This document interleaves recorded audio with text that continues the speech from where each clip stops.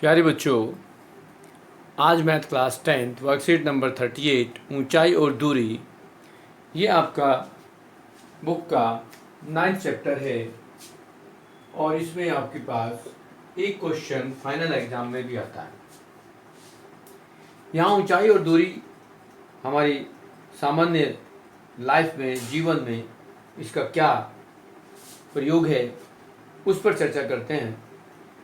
तो दैनिक जीवन में समकोण त्रिभुज के कुछ उदाहरण हैं, जैसा कि आपकी वर्कशीट में दिखाया गया है कि एक दीवार के साथ सीढ़ी को लगा दिया गया, या पेड़ की ऊंचाई को नापा गया, या किसी मीनार को नापा गया, या किसी समुद्र के किनारे यदि शिप या तालाब को के अंदर नावों को देखा जा रहा है। तो इस तरह से ये जो फिगर हमें दी गई हैं, इनके आधार पर हम देख सकते हैं कि हमारे पास जो आकृति दी गई हैं वो हमें क्या समझाना चाहते हैं कि समकोण त्रिभुज में ये जितनी आकृति बनती हैं ये सारी समकोण त्रिभुज के आधार पर होती हैं, और जितने भी हम क्वेश्चन करेंगे वो भी समकोण त्रिभुज के आधार पर होंगे।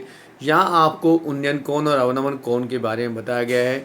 ये फिर लास्ट में आकर के आपको क्वेश्चन के कैसे हम करेंगे उनके बारे में बताया गया। तो सबसे पहले यहाँ कहा गया है कि यदि आपके पास कुछ ऐसे पूर्व ज्ञान है, उसके आधार पर कुछ खाली स्थान है, उसको दिया गया है। फिर हम उन्नयन कोण और अवनमन कोण किसे कहते हैं। यदि हम देखें कि उन्नयन कोण क्या है, तो उन्नयन कोण जब हम नीचे से ऊपर को देखते हैं किसी वस्तु को, तो वो उन्नयन कोण कहलाता है, जैसा कि इस आकृति में दिखाया गया।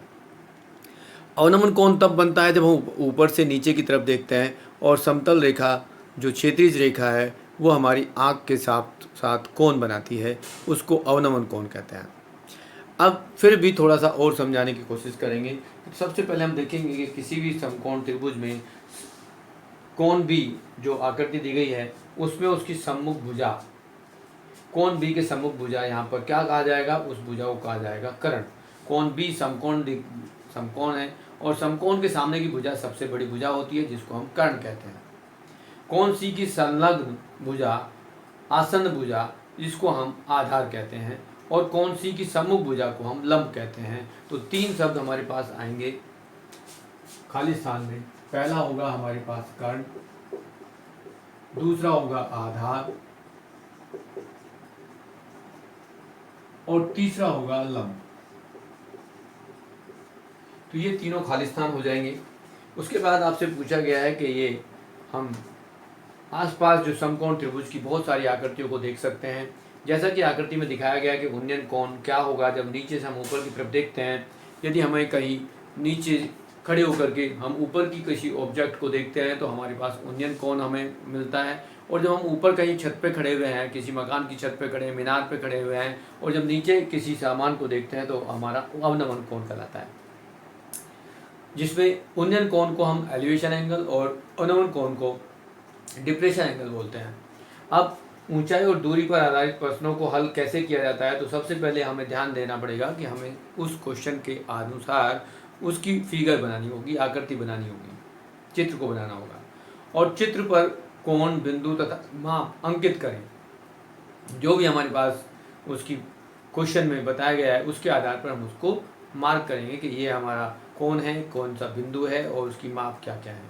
फिर अज्ञात माप को निकालने के लिए ज्ञात माप और अनुपात को देख करके प्रयोग करते हुए हम चाहे sine theta, cos theta, tan theta लेकर के हम उसको निकाल लेंगे। अब को आते हैं क्वेश्चन कि उन्नयन व अवनमन कोण में दो अंतर लिखिए। तो उन्नयन और अवनमन कोण में दो अंतर क्या है कि उन्नयन कोण वह है जब हम नीचे से ऊपर को देखते हैं। किसी भी वस्तु को यदि हम नीचे से ऊपर की तरफ देखते हैं, हमारे समतल आँख के ऊपर हम देखते हैं, हॉरिजॉन्टल रेखा, क्षैतिज रेखा से ऊपर देखते हैं, तो वो उन्नयन कोण कहलाता है।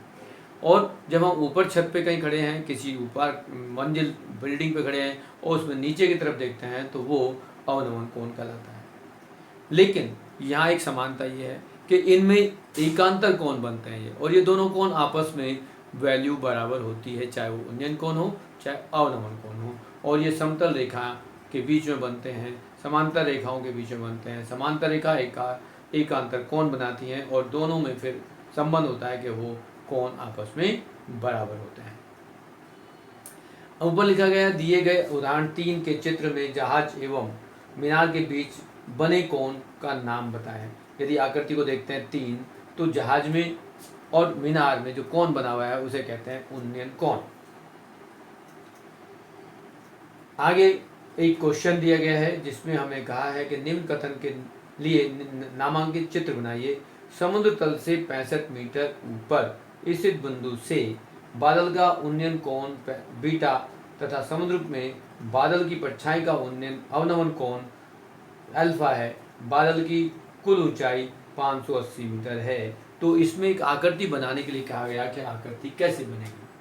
तो यदि हम यहाँ पर किसी ऊंचाई पर हैं, ये 65 मीटर ऊंचाई पर यदि हम यहाँ है और यहाँ देख रहे हैं कि यहाँ पर हम हैं और बादल को कहीं यहाँ देख रहे हैं, तो हमें कैसी आकृति नजर आएगी ये देखना है। ये कोण कहा जा रहा है कि ये बीटा कोण है। यदि हम यहाँ से देखते हैं 65 मीटर ऊंचाई से देखते हैं और समुद्र तल के ऊपर यदि हम यहाँ खड़े हैं तो यहाँ बादल कहीं होगा, इस बादल की परछाई कहीं यहाँ होगी, तो इसका दूसरा जो कोण बनेगा वो इस तरह से बनेगा और ये जो अवनमन कोण है वो अल्फा होगा। अब उसने आगे भी कुछ बताया है कि बादल की ऊंचाई, बादल की कुल ऊंचाई कहाँ से, अब ये देखना है कि कहाँ से ऊंचाई है, वो 580 मीटर है। तो इसने जो हमें अल्फा कोण दिया है, अल्फा कोण उन्नयन कोण है जबकि बीटा अवनमन कोण है। और बादल की कुल ऊंचाई कहाँ से नापेंगे हम, ये कुल ऊंचाई होती है ये, हम इसको कहेंगे बादल की ये कुल ऊंचाई इस तरह से, और ये 518 मीटर है, ये 65 मीटर है। यदि हम यहाँ पर नेमिंग करेंगे, नाम लिखेंगे ए बी सी डी, इस तरह से हम इनके नाम करेंगे तो एक समकोण त्रिभुज हमारे पास ए बी सी बना, एक समकोण त्रिभुज ए बी डी बना। और इन दोनों में एक समान बात है कि ए बी दोनों का आधार है। तो यदि समकोण त्रिभुज देखेंगे, समकोण त्रिभुज में आप लेंगे ए बी सी में, या हम लिख दें कि ये बी सी इस कोण के सामने की भुजा लंब है, ये आधार है, ये कर्ण है। लेकिन हमारे पास दूसरे त्रिभुज में देखेंगे, त्रिभुज समकोण त्रिभुज ए बी सी और त्रिभुज ए बी डी में ए बी आधार उभयनिष्ठ है।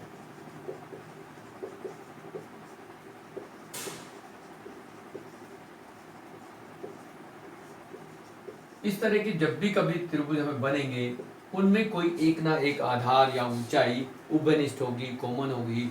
अब यदि हम यहाँ से देखें कि यहाँ हमारे पास अल्फा बीटा तो न्यूमेरिकल वैल्यू मालूम नहीं है, फिर भी यदि हम इसको आगे पढ़ना चाहेंगे तो त्रिभुज ए बी सी में ये लंब, ऊंचाई और आधार का एक रिलेशन बनाएंगे, उसमें हमारे पास tan बीटा यहाँ लेंगे। यदि इस त्रिभुज में देखेंगे तो यहाँ बी सी और ए बी का जो संबंध है वो लंब बटे आधार है, उसको हम लेते हैं tan, और tan में एंगल हमें जो कोण दे रखा है वो बीटा। तो एक रिलेशन ये हो गया। दूसरा रिलेशन देखेंगे यदि हम इसमें देखेंगे ये ए बी एच में, तो ए बी एच में हम देखेंगे B D upon A B, यहाँ भी हमारे पास जो लंब बटे आधार देखेंगे यहाँ भी आएगा और इसको हम कहेंगे tan अल्फा, और इसको हम सेकेंड इक्वेशन से कर देंगे।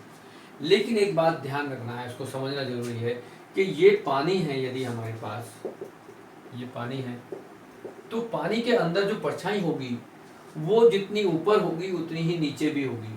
तो यदि हमारे पास ये टोटल ऊंचाई h है तो ये ऊंचाई भी h होगी, h मीटर कह देंगे। लेकिन यहाँ इस त्रिभुज में कितनी ऊंचाई है ये हमें देखना पड़ेगा। तो ये जो हमारे पास ऊंचाई होगी इसको रिप्रेजेंट करें, यदि हम यहाँ पर लिख दें ये कितनी होगी, ये देखो ये ऊंचाई हमारे पास 65 मीटर है, ये 65 मीटर होगी। लेकिन ये नीचे जो होगी वो जितनी ऊपर है उससे, पानी के लेवल से जितनी ऊंचे ऊपर है उतनी ही पानी के अंदर की उसकी परछाई होगी। तो यदि हम ये इस ऊंचाई को देखेंगे तो ये कितना हो गया, ये h है। तो यहाँ ये पूरी कितनी हो जाएगी, हम इसको कहेंगे हमने ऊपर ऊंचाई ली है h, तो ये दूरी होगी h प्लस 65 मीटर। अब एक त्रिभुज में ये ऊंचाई कितनी होगी, यदि हमने पूरे को h लिया है तो यहाँ क्या होगा h माइनस 65 होगा। इस तरह से हम इसको फिगर को डिस्प्ले करेंगे। अब ये आकृति जो हमारे पास बनी वो ये दिखा रही है कि ये बादल को हम यहाँ पर है, बादल को हम कहाँ से देख रहे हैं, 65 मीटर ऊंचाई से देख रहे हैं। उस बादल की यदि परछाई देखें तो समुद्र में हमें यहाँ नजर आएगी, और ये जो बादल में की परछाई पानी के अंदर होगी वो पानी के ऊपर जितनी ऊंचाई पर होगा वो उतनी ऊंचाई पे अंदर पानी के अंदर भी होगा। इस तरह से आकृति बनेगी, चित्र बनेगा, और ये अनुपात लेकर के हम यहाँ पर जो चीज़ हमें चाहिए वो निकाल सकते हैं। हम कौन निकालना चाहें तो कौन निकाल सकते हैं, अल्फा बीटा का मान निकाल सकते हैं। ऊंचाई हमें ऑलरेडी दे रखी है, तो इस तरह से हम इसको रिप्रेजेंट कर सकते हैं।